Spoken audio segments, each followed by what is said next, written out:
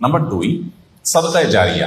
সাদকায়ে জারিয়া বলা হয় ওই দান, যে দানের উপকারিতাটা লং টাইম পর্যন্ত চলতে থাকে।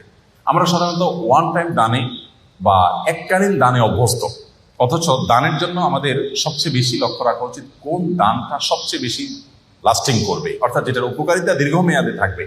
ধরুন আপনি একজন গরিবকে 200 টাকা দিয়ে দিলেন, 500 টাকা দিয়ে দিলেন, এর চেয়ে উত্তম তার জন্য এমন একটা ব্যবস্থা করে দিন যে সেখান থেকে দীর্ঘমেয়াদে তার উপকারিতা সে পেতে থাকবে। আপনি একটা বৃক্ষরোপণ করলেন, বৃক্ষরোপণ করা সেটা আপনার নিজের বাড়ির ছাদে হতে পারে, আপনার ব্যালকনিতে, বারান্দায় হতে পারে। আপনি একটা গাছ লাগালেন, একেবারেই জাগতিক একটা বিষয়। এই গাছের অক্সিজেন আপনি ভোগ করবেন, এর ফল ফসল আপনি ভোগ করবেন, বাট আপনি নিয়তটা যদি এটা করেন, নবী করিম সাল্লাল্লাহু আলাইহি সাল্লাম সাদকায়ে জারিয়া হিসেবে গাছ লাগাতে বলেছেন। তিনি বলেছেন, মা মিন মুসলিমিন ইয়াগরিসু গারসান আও ইয়াজরাউ যারআ। কোন মুসলমান যদি কোনো গাছ লাগায়, কোনো ফসল করে, এবং সেখান থেকে যদি কোনো পশু পাখি খায়, কোনো মানুষ খায়, কোনো পোকামাকড় খায়, কোনো কীট পতঙ্গ খায়, তাহলে তার সওয়াব পাবে। এটি সাদকায়ে জারিয়া, যে আমি মরে যাব কিন্তু আমার গাছের এই সওয়াব আমার আমলনামায় যুক্ত হতে থাকবে।